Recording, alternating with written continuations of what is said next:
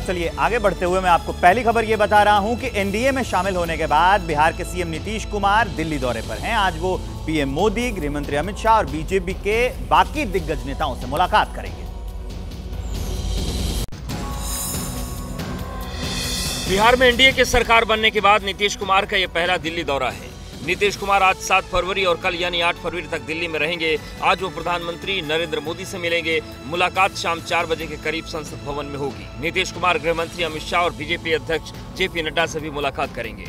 दरअसल बिहार में एक बार फिर एनडीए की सरकार तो बन गई है, लेकिन सियासी गलियारों में चर्चा है कि पीएम मोदी, अमित शाह और जेपी नड्डा के साथ नीतीश कुमार की बैठकें एक मास्टर प्लान बनाने के लिए हैं, ताकि बिहार में मौजूदा सरकार की समस्याओं से लेकर लोकसभा चुनाव तक के सारे पेच सुलझ जाएं। ये दौरा कितना अहम है, ये इस बात से समझा जा सकता है कि 12 फरवरी को नीतीश सरकार का फ्लोर टेस्ट है। इस बीच विपक्ष की ओर से लगातार जेडीयू और बीजेपी के विधायकों से संपर्क में होने का दावा किया जा रहा है। मंत्री पद को लेकर कई लोगों में नाराजगी भी है। जीतन राम मांझी तो खुलकर सरेआम बयानबाजी कर रहे हैं। इसके अलावा एनडीए में कुछ और दल जुड़ जाने के कारण सीट शेयरिंग में आ रही मुश्किलों को दूर करने पर बात होगी। दिल्ली दौरे पर नीतीश कुमार लाल कृष्ण आडवाणी को भारत रत्न मिलने की बधाई देने के लिए उनसे मिलने भी जा सकते हैं। उत्तराखंड ऐसा पहला देश का राज्य होगा जहां आजादी के बाद यूनिफॉर्म सिविल कोड लागू होगा। आज उत्तराखंड विधानसभा से यह कानून पास हो सकता है चर्चा के बाद। बिल को कल उत्तराखंड विधानसभा में पेश किया गया था। विपक्ष के हंगामे के चलते बिल पर सुचारू चर्चा नहीं हो पाई। आज भी बिल पर चर्चा होगी और माना जा रहा है कि आज ही बिल पर वोटिंग होगी। उत्तराखंड यूसीसी में शादी, तलाक और उत्तराधिकार पर विशेष जोर दिया गया है। लड़कियों की शादी की न्यूनतम उम्र 18 साल, पुरुष और महिला को तलाक देने के समान अधिकार का प्रावधान है। लिव इन रिलेशनशिप डिक्लेयर करना जरूरी है। लिव इन रजिस्ट्रेशन नहीं कराने पर 6 माह की सजा की बात है। लिव इन में पैदा बच्चों को संपत्ति में समान अधिकार मिलेगा और महिला के दोबारा विवाह में कोई शर्त नहीं होगी। हलाला पर 3 साल सजा और 1 लाख जुर्माने का प्रावधान है। पति पत्नी के जिंदा रहते दूसरा विवाह प्रतिबंधित होगा। शादी का रजिस्ट्रेशन जरूरी होगा। उत्तराधिकार में लड़कियों को बराबर का हक मिलेगा। ये सरकार की मंशा नियत ठीक नहीं है। कम से कम उनको चाहिए था कि वो प्रचार उसके वो हैं वॉल्यूम है, उसको हमें पेश करना, हमें देना चाहिए था। ये यूसीसी पूरे देश के लिए ये नज़ीर बनेगा और मुझे तो यहाँ तक जानकारी है कि दूसरे राज्य भी अब इस ओर अपना कदम बढ़ाएंगे। एनसीपी पर अधिकार की जंग में शरद पवार की हार हुई है। चुनाव आयोग ने एनसीपी नाम और पार्टी का चिन्ह अजित पवार को सौंप दिया है। अब शरद पवार इसके खिलाफ सुप्रीम कोर्ट जाने की तैयारी में है। एनसीपी यानी कि राष्ट्रवादी कांग्रेस पार्टी किसकी है, इसको लेकर 6 महीने से अधिक समय तक सुनवाई चली। चुनाव आयोग ने 10 सुनवाई के बाद 141 पेज के अपने फैसले से विवाद का निपटारा किया। अजित पवार के नेतृत्व वाले गुट के पक्ष में फैसला सुनाया।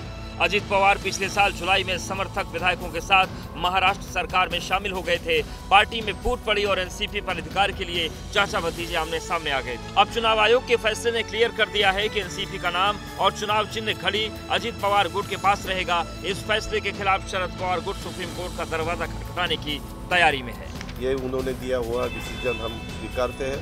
पार्टी का नाम था, पार्टी का सिंबल था, पार्टी का फ्लैग था, वो सभी उन्होंने डिसीजन जो दिया, हम बहुत खुश हैं। इस पार्टी का फाउंडर मेंबर और फाउंडर लीडर कौन रहा है, तो एक ही नाम है, उसका नाम है शरद पवार। लड़ लेंगे यार, पर सुप्रीम कोर्ट तो जाएंगी। अगर हम पे अन्याय होगा तो कोर्ट तो जाना ही पड़ेगा ना।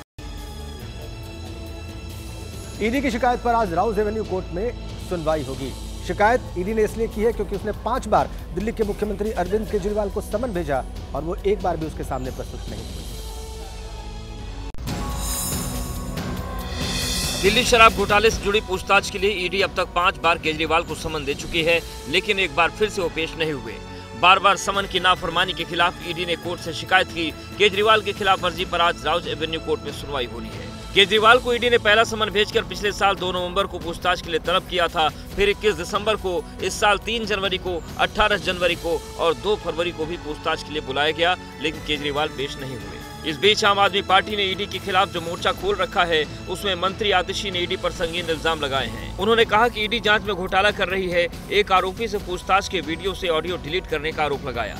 ईडी सूत्रों के मुताबिक आरोप निराधार हैं और लीगल एक्शन पर विचार किया जा रहा है। जब ईडी ने वो फुटेज दी तो उन्होंने उस फुटेज का ऑडियो डिलीट कर दिया। अरविंद केजरीवाल और उनके मंत्री ये सब झूठ बोलने में माहिर है, उनका झूठ चक्का लगाता रहेगा, लेकिन जब सच के जूते पड़ेंगे तो सच्चाई सबके सामने आएगी।